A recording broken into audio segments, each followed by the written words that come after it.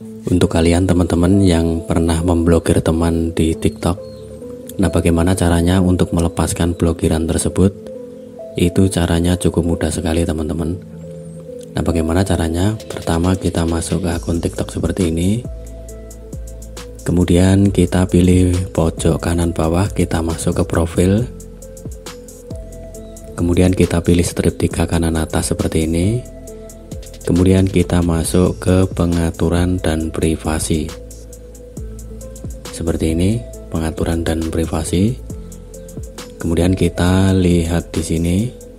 Di sini kita sudah masuk ke pengaturan dan privasi.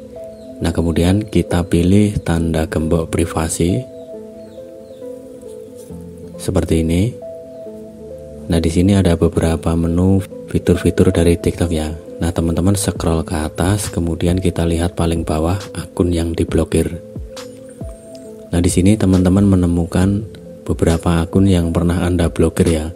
Dan untuk membatalkannya, teman-teman langsung masuk ke sini saja. Kemudian kita pilih buka blokir. Nah, otomatis teman-teman sudah dapat mengetahui nama-nama orang yang ingin Anda buka blokir ya. Dan itu daftar yang pernah Anda blokir di TikTok. Nah, sekian, semoga bermanfaat tips ini untuk teman-teman semua. Jangan lupa untuk subscribe, karena subscribe atau berlangganan gratis. Terima kasih.